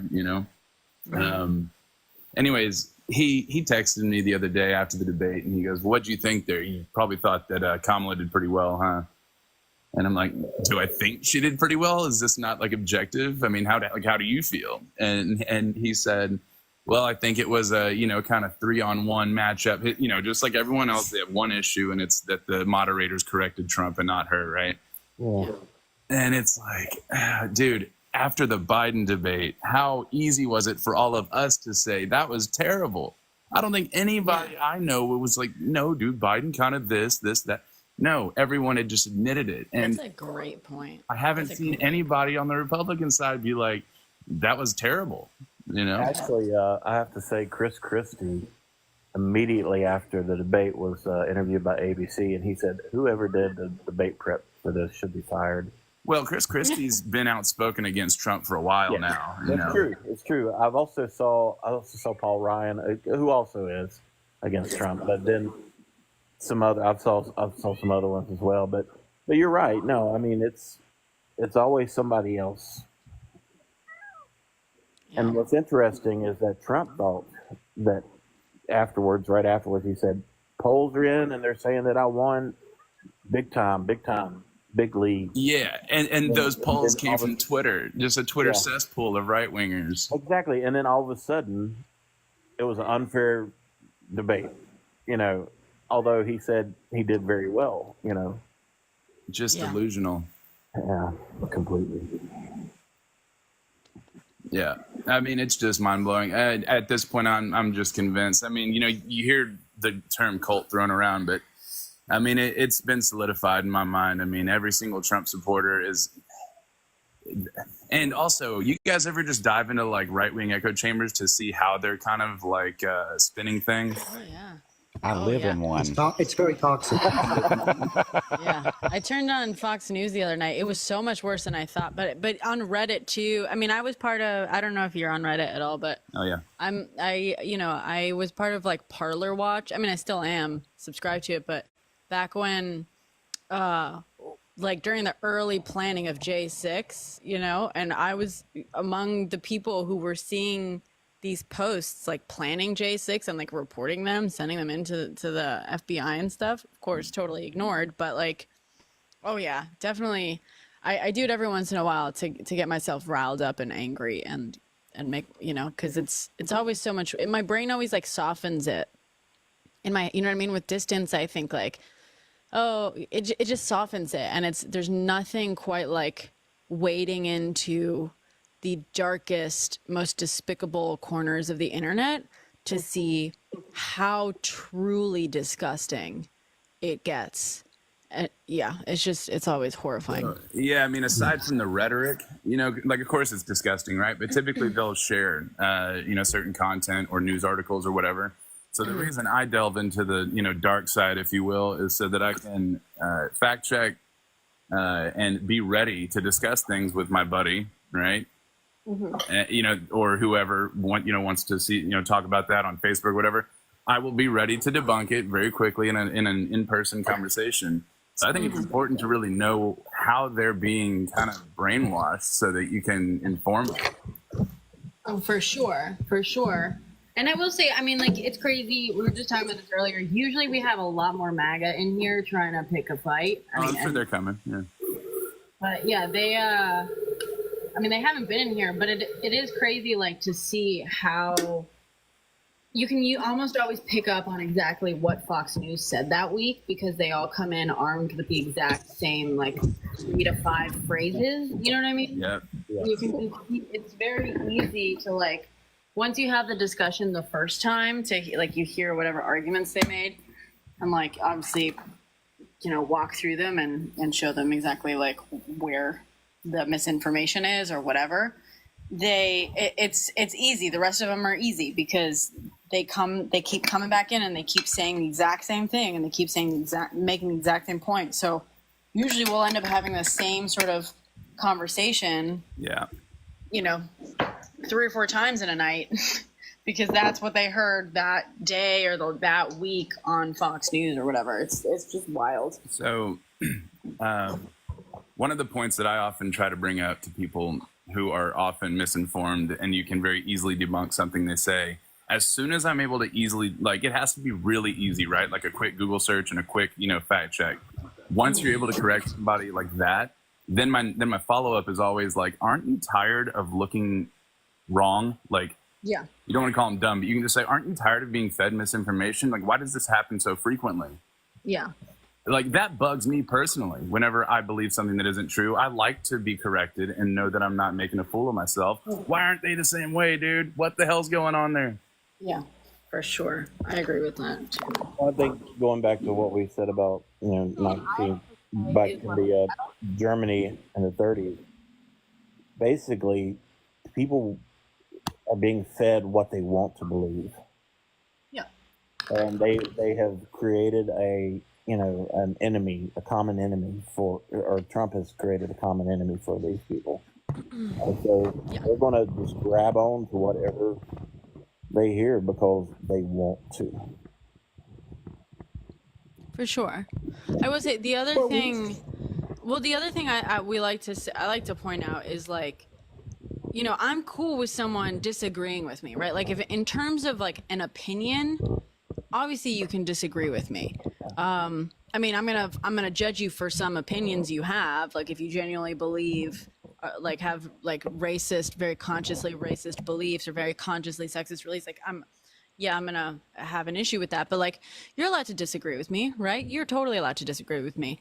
But if your opinion or position were valid, you wouldn't have to lie or rely on misinformation to prove it.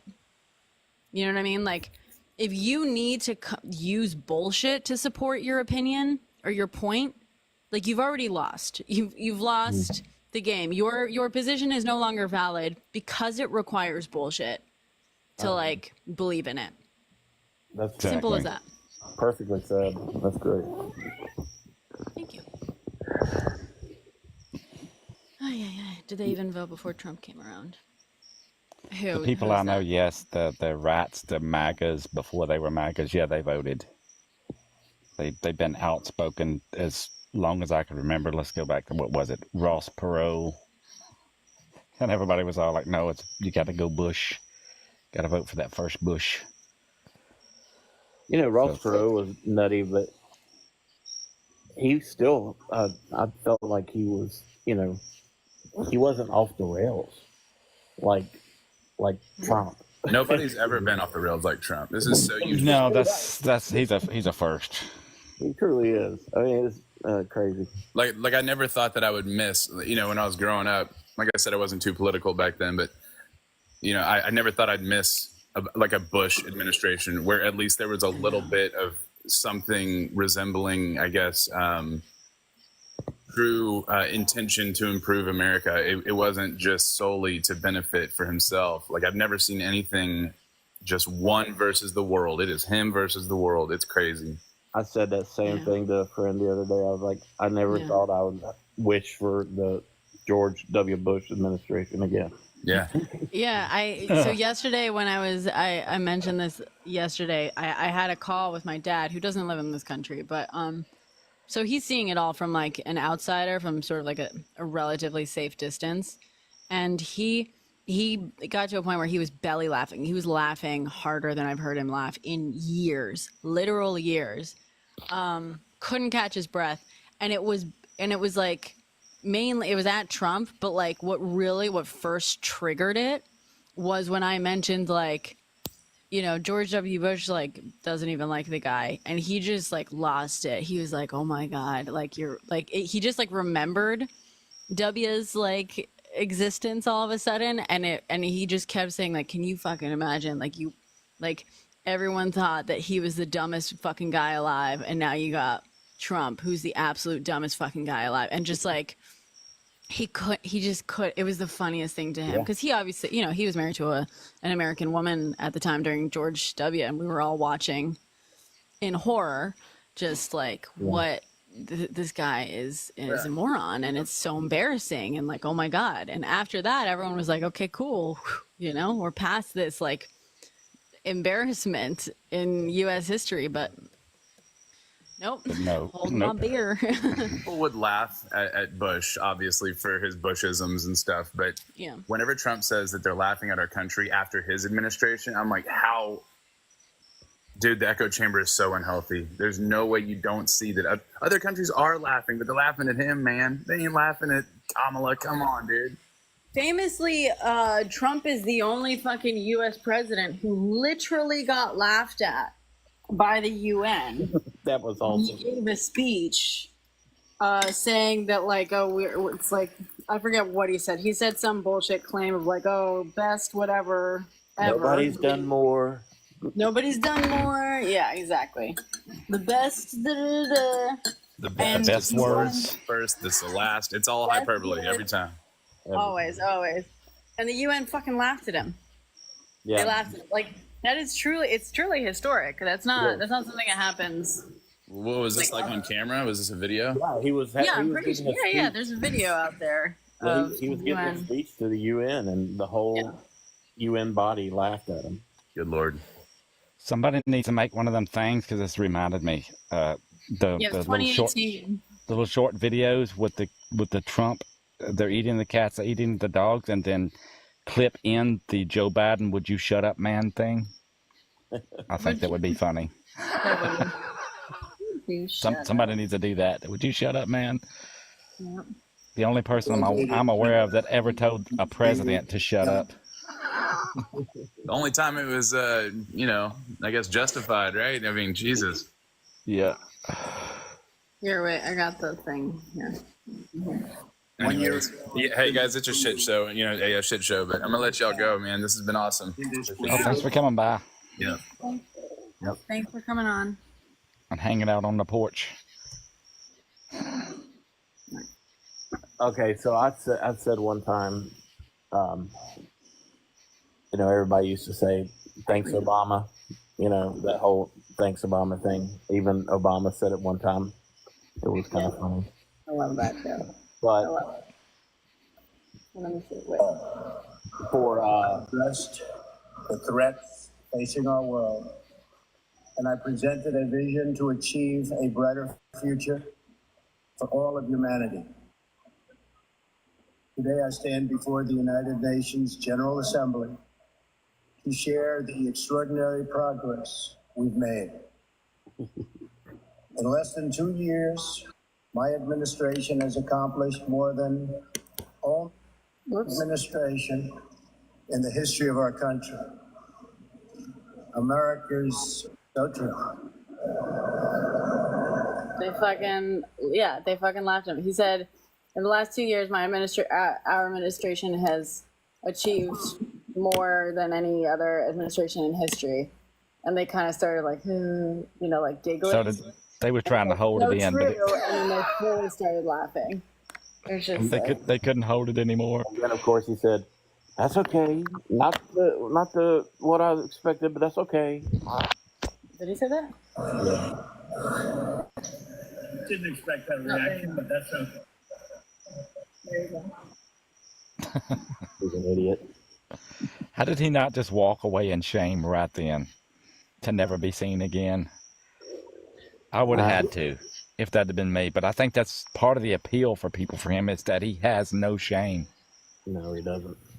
Well, that goes back to his and about like it's kind of funny, but to look back, hindsight's 2020. Remember when at the press club and Obama was cracking jokes on him, and he just had the face on him, like looked like he was gonna like kill somebody.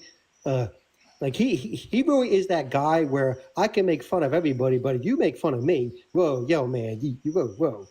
Yeah, that's Their egos are so fragile. So fragile. You see that all the time. It's confusing, but it's so embarrassing, terrifying. There's nothing more dangerous than a white man's breed. Right? But He's the typical bully. When they get a dose of their own medicine, they get all upset and why are you doing that to me? Yeah, can't believe it. They're a tantrum. and then he wants the pity party, and everybody's mean to him, and yeah. It's rigged. It's rigged against me. Nobody's ever been hassled like me. Nobody's been treated so poorly. I don't. Is that the first time you've done the Trump impersonation? That was pretty good. No. Oh, thank you. I've done it before. It's always terrible. It's always a terrible impersonation. Well, the worse it is, the better it is, in my opinion. Nobody's been ever treated so poorly. Yeah, this guy.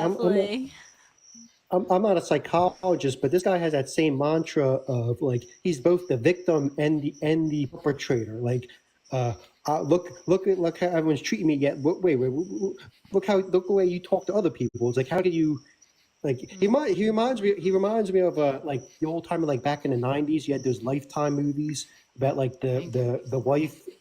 Who's like the battered wife with the toxic relationship of the guy. He's like always some stockbroker guy comes home drunk. He's always beating on his wife in front of his kids, and like all his girlfriends are going like, you have to get rid of that guy. You can do it. You can stand up to that guy. That he's that guy. Like he's like whoa, you make me beat on you. The way you talk to me, look you what make you me made me hurt do to you. you. Yeah, he's definitely it's like that that kind guy. of crap. That's the definition of gaslight. Yeah. And that's all he does is gaslight. Well, and also the irony is like he keeps talking about how victimized he is, but also keeps simultaneously bragging about how effective and strong he is. It's like, pick one, dude. Like, are you victimized by everyone, or are you so strong that you control everything and everyone successfully all the fucking time and succeed all the time? You know what I mean? Like, what is it's contradictory. It doesn't make sense. Well, that's but his nothing whole he life. does. That's his whole life. He's completely contradictory on everything he does, everything he, says, It's all bullshit. all of it. God. I can't believe it. People have no shame, truly. Well, you got to have a. In order to have shame, you got to have a conscience. If you don't have no conscience, no morals, then that stuff doesn't work. You can't shame someone if they don't care. Like if they, The next day. That too. yeah. I was joking. When I was talking about with Obama, I was joking on with a friend of mine. I said, this is all Obama's fault.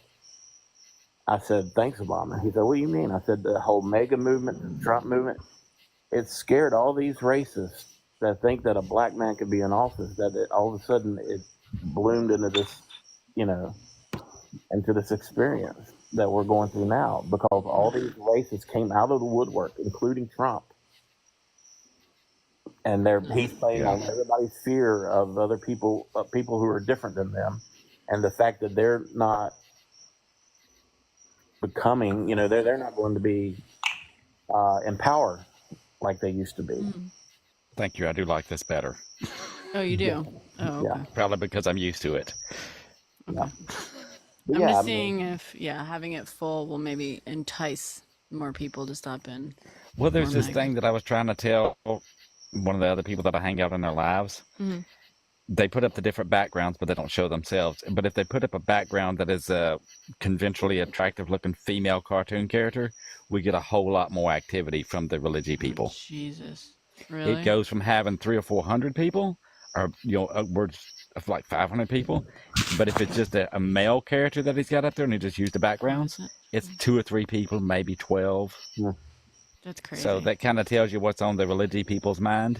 I definitely have more, when I wear my red lip, I started doing it because I just feel super empowered, like destroying MAGA with a smile on and like a bright red lip. But definitely, like, I know when I wear makeup, it definitely more people stop in. It definitely a lot of MAGA men stop in and get really angry about me looking awesome and while embarrassing them, which is my favorite. It's great. That's Right. That's awesome. Yeah. I don't quite get that, but it's one of those other things that I'm trying to like, how does this work? Why is this a thing? Yeah. It's kind of bothering me that, there's so many people on here who do thirst traps just to, promote something that they're doing that's really interesting. And I'm like, well, that's so sad that they have to get a viewership that they want. They have to do these thirst traps, which are, But that's not their fault. That's the viewers' fault, right? Don't blame them. No, I'm not blaming them. I'm blaming the situation. Yeah. Is what I am. It's sad that that's in that we're in a situation. We're in a society that is what they have to do. Yeah. Get the viewers that they need. Yeah.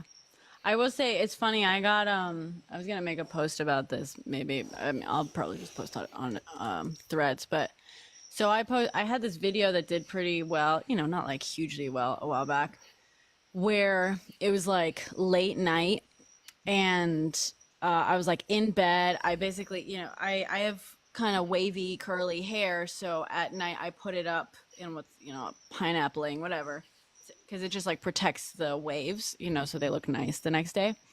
And I had this realization that like, Kamala is VP, which means she gets to like oversee the certification of the election. It's purely ceremonial now just because this guy tried to stage a coup. But so I was like, it has happened several times in history, by the way. This is not unique. George H. Bush basically did this as well because he was VP and then won the election, and he got to declare himself president, right? They just do they have the gavel, and they do, once the election certifications, once the election is certified, they get to make the announcement of like, okay, I hereby, certify or declare so-and-so president. It's always been done that way. Plenty of VPs have won. And so I realized like, oh my God, if she wins, she will get to basically do that for herself. And I was like, that's going to make them so mad. They're going to get so fucking mad. But so I made this little post like late at night, not wearing any makeup, and I've got my hair up in this bun.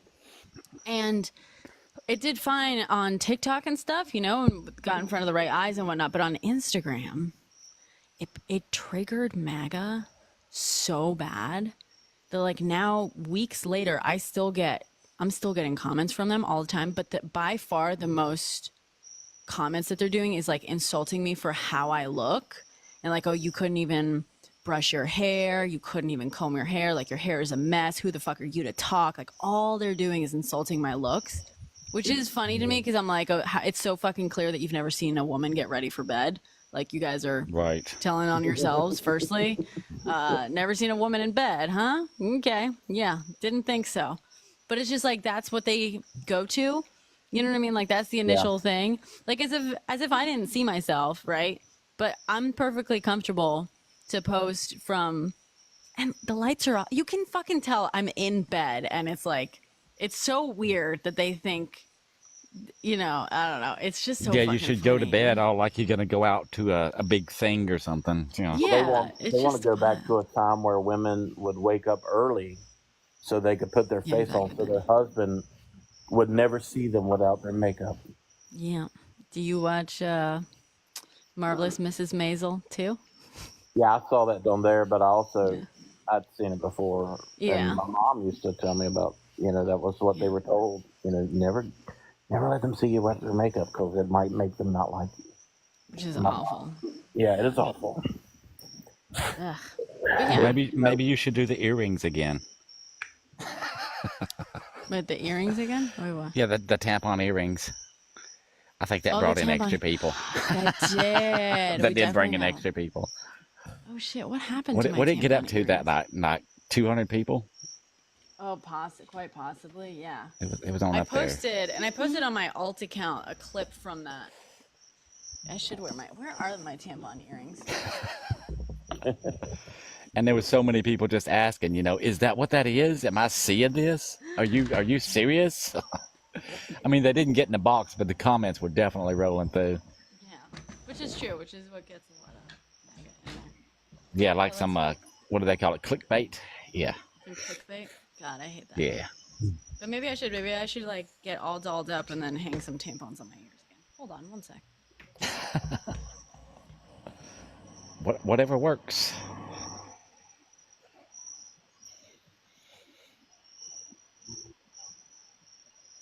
I've spent so much time, I think, like working and not around people. I don't really get what people think about things. I don't understand it much. Like the football games and stuff. Like, how are you entertained by that? Wouldn't it be more fun to get out there and play the game versus being a fan? I'm not a sports guy, so I've never understood everybody's, you know, just love of it. I think if I were playing the game, like I used to play volleyball sometimes when I lived close to the ocean or whatever, there'd be other young people down there playing. I'd go down and be like, you know, can I play? And it was fun. Yeah. But I wouldn't sit and watch it. No, me neither. Be more fun. Be more fun if maybe that's their problem. Maybe they just need to be able to get out and have more entertainment. Yeah, some of them definitely have too much time on their hands. There we go. And this can be kind of a little experiment to see if it works. Yeah, 'Cause I have a curious mind of what brings people in. How does this work? What's getting their attention? You know? yeah.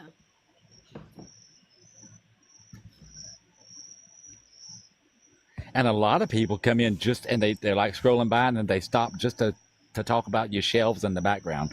Oh my God, I have those same shelves. My shelves are a big draw in here. And shelves, I have to say. that guy on YouTube, Alex O'Connor, the Cosmic Skeptic. I was scrolling through YouTube years ago, like a couple of years, right after I got a smartphone, 3 or 4 years ago, and I saw this dresser in the background that's wavy, like a Dr. Seuss dresser. Oh yeah, I've seen That's that. the reason why I stopped. So I wanted to ask him about where did you get that dresser? You know, that's so neat. That's the neatest thing I've ever seen as far as furniture goes. That's so I tried to funny. replicate and build it. It never worked out. That's gotta be so hard. That is difficult. but I'm also not a carpenter. We'll leave the carpentry to Jesus. Yeah. Yeah. Sounds good. Jesus and IKEA. This is an IKEA.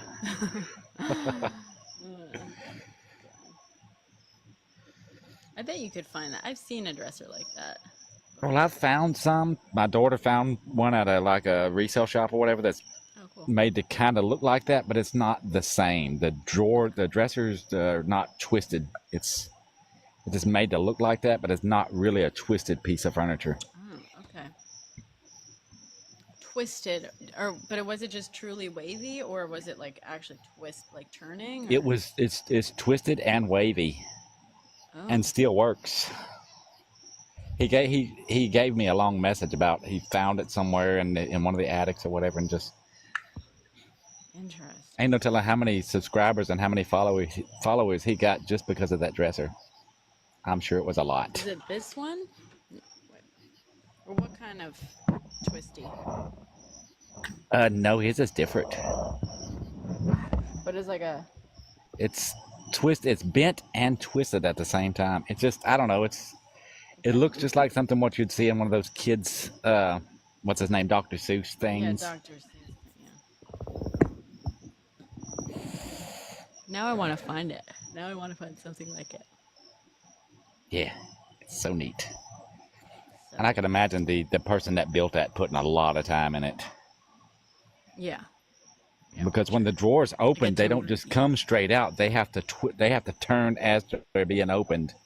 So it's not like super functional, but it just looks neat. Oh, weird. Okay.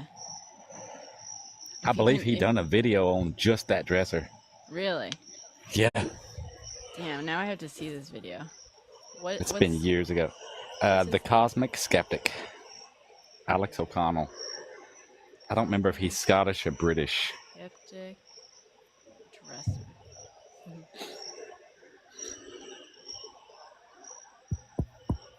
And he didn't even know what kind of wood it was made out of, but it's just neat. Yeah.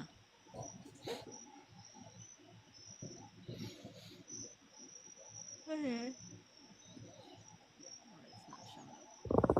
Which was another one of them things, because I don't normally pay furniture no attention. It's just furniture. I mean, I pay furniture so much attention. Yeah, me too. As an artist and designer, I look at everything design. It's like, I figure if it works, if it does its job, that's all that matters. Yeah. Function over looks or whatever, I guess. Well, aren't you pragmatic? I've always been that way. Aren't you just a smarty pants? Like when I was a teenager, I was driving an old station wagon, and everybody's all like, "Yo, ain't you afraid somebody's gonna call your names driving that around?" I'm like, "No, it gets good gas mileage. It's comfy. It runs great.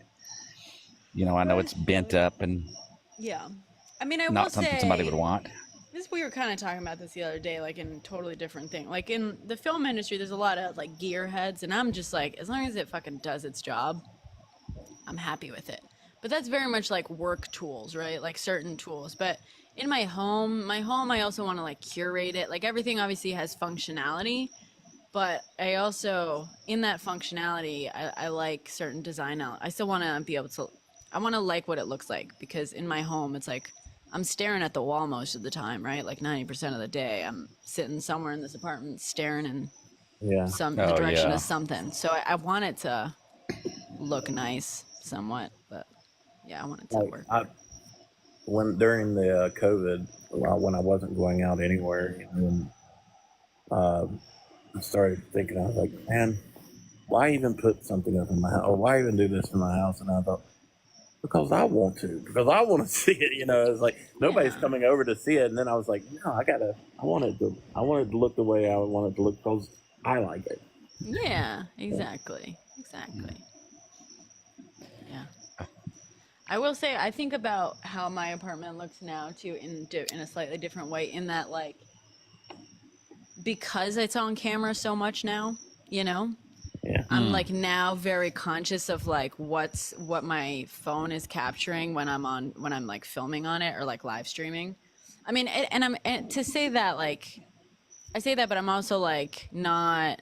Obviously, there's still mess behind me, right? You know, I've got these things here that could be. I don't see a mess. I don't see a Well, mess at luckily, all. You so want to see a these mess? cover. That's what's so magical about these, right? These things cover like my ugliest two shelves that just have like a bunch of shit stuffed on them. So even though these look a little messy, just like leaning against my shelves, they're actually they're covering a lot more mess in there.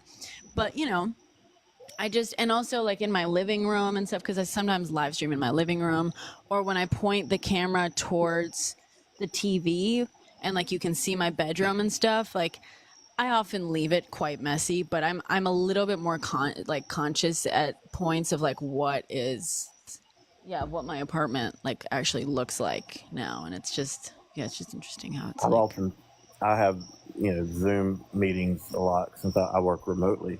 Yeah. And I've often, I've made myself a little corner of my bedroom.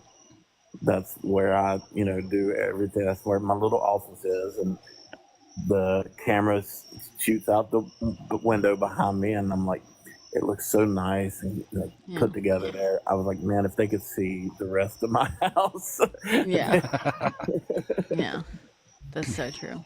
I remember a couple of years ago when the trend with like streamers, this is like when Twitch first started getting really big, of all these streamers started putting like who could outdo who the bookshelf is behind them, and when they're streaming, and they used to stack the most thickest, most obscure philosophy books. Who could give the appearance of who's smarter? Then the audience started catching on, started sending super chats of questions of some of the topics that are in the philosophy books, and none of the streamers could answer. Like, yeah, because you never read the books, pal. You're just grabbing books that make you look smart and put them on the bookshelf. I mean, to be fair, I will say I own a lot of books and I have not read them all, but they're, it's an aspirational book. There's a Japanese philosophy that says that you should not, your bookshelf should be aspirational, to be clear. It's a real philosophy that you don't want to have read all the books on your shelf, because then that doesn't mean that you're like aspiring to read anymore. Interesting. So I'll say that. like that. But yeah, I definitely have a lot of books that I have not read that I will one day read. I mean to read, but I just, I bought and either got busy or whatever. I like that philosophy, though. Yeah, right? I like it. I'm cool with that, because I do have a lot that I have never read and aspire to someday finish. I wish I could remember. Let me look that up. Yeah. I stopped buying books whenever I discovered audiobooks. I can know what's in the book, but still do other things. Yeah, I read a lot of audiobooks. I listen to a lot of audiobooks while I'm working, and I find it awesome. So I went the opposite. I got if I'm going to read something quick, I'll do an audiobook. But if I want to keep it, I'll always buy the hardcover. I got my whole bookshelf is just books I used to read, and I repurposed them again and got all leather bound covers. That's cool. Yeah. Sundoku. That's what it's called. TSUNDOKU. Sundoku is the joy of unread books. I like that. Yeah, I like that. That may depend on the kind of book now that I'm thinking about the books that I mostly have, which are repair manuals for cars and trucks and tractors and things. There you go. Some of those I'm glad I've never had to open very much. Yeah, I guess so. Every flat surface has trinkets. Yeah, I'm a trinket girly too. As you can see, my shelves are full of them. They're full of trinkets. My wife has so many, and I don't know why people keep them. That's more stuff for me to have to dust.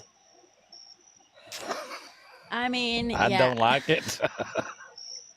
I don't see their point. Cute. Yeah. Well, some of them hold memory. I like stuff. I like objects. Objects, especially old ones, right? Old objects hold history. They hold story.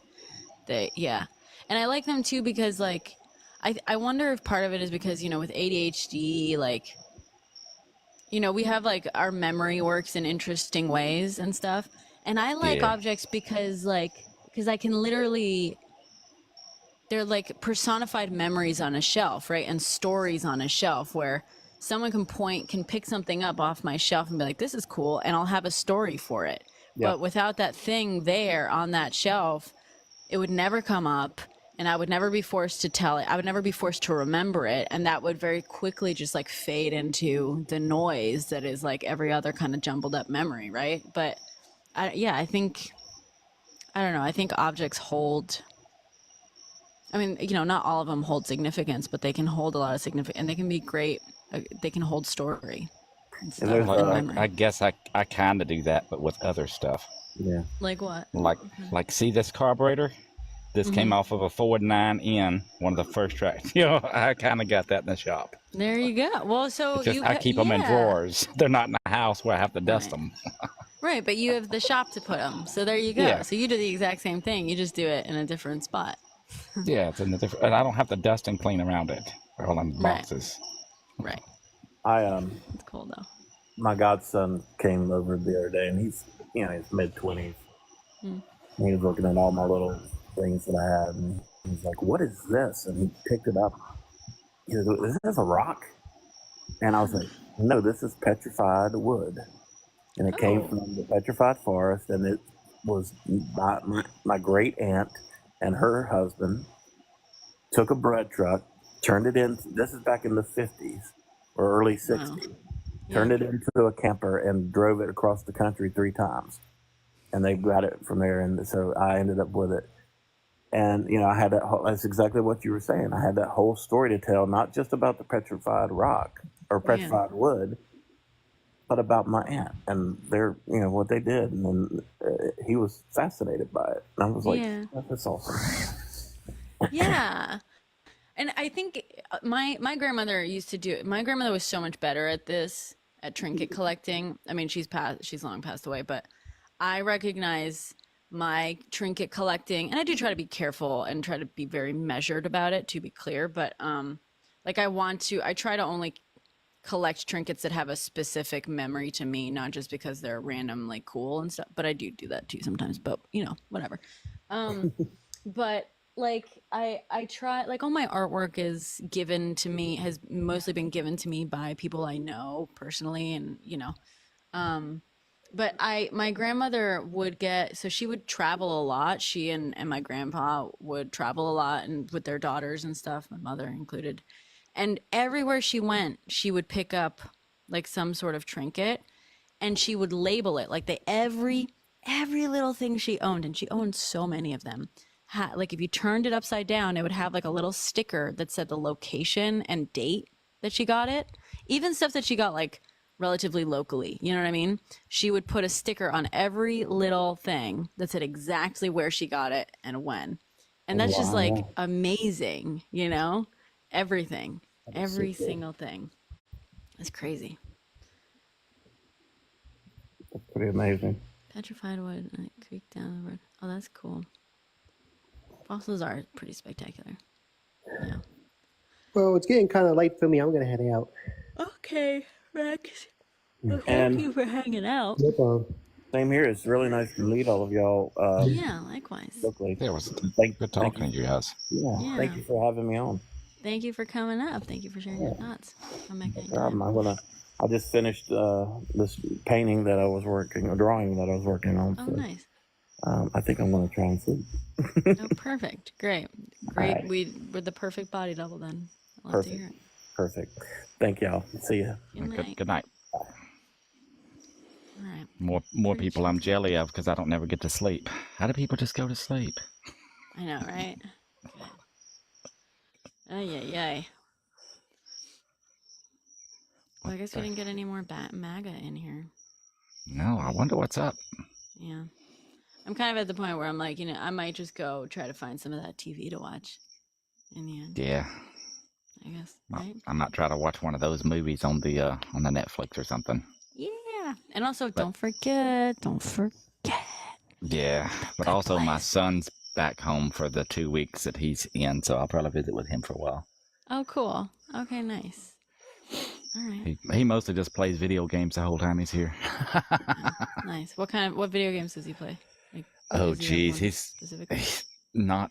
He's got all of them, I think, because we've spoiled him his whole life. So he's got a huge collection of video games and consoles.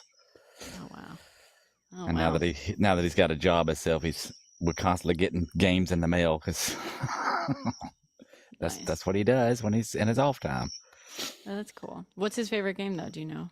Does he have like a single favorite that he plays the most? I struggle to remember the names of them. He likes those logistics type games where it's like I don't know, where like you build your own little power station and your own little empire and your own little. Oh, okay. Got the little people you drop places and they're mining the ores and stuff for you. Okay. I'm not sure what you call them. Okay. But that's kind of what he sticks to. Cool. I think they call them RPGs, real world somethings. I don't know. Okay. All right. Yeah, I think I know which ones. Like, yeah, where you're like building a city or whatever. Yeah. That type of thing. Yeah. And like fighting wars with other people or something. I don't know. Yeah. Stuff like that. Anyway, Right. it was fun, even though we didn't. Yes, I am a communist. Want to talk about? I think we're done though for the day. RTS. Hi, Shallow Yeah, House. RTS. Shallow House says RTS. Yeah. RPGs. Yeah, that's role play games. Yeah.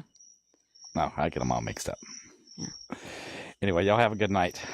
Good night, God. All right, guys.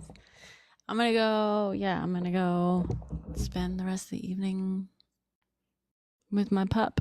I think real-time strategy. Oh, okay, that's what that stands for. Okay. I used to play things like that when I was a kid, like computer. Hi, Animal Crackers. I was just about to hop off. Unfortunately, the algo has basically figured out that MAGA does not like me. So, not much. I'm going to go watch some TV and cuddle with my dog, I think. That's my plan for the rest of the night. It's almost 2 a.m., so I should probably get to sleep. Monday, we got to be on here. Monday, TikTok sees its first day in court as it's challenging the TikTok ban bill. So Monday, we'll be here. We'll be back, keeping an eye out on stuff. Good night, guys. Thanks for stopping in. I'm sorry to miss you guys. I'm sorry, Naz. We got like nothing else to do on here. That will be important. Yeah, so I want to be able to be up at a reasonable hour on Monday, too. All right. Good night, guys. Love you all. Thank you all for contributing, sending me gifts, and also just for all the chats, for all the speaks, all the talks. Thank you. Oh, thank you, Animal. All right. Get some sleep, guys.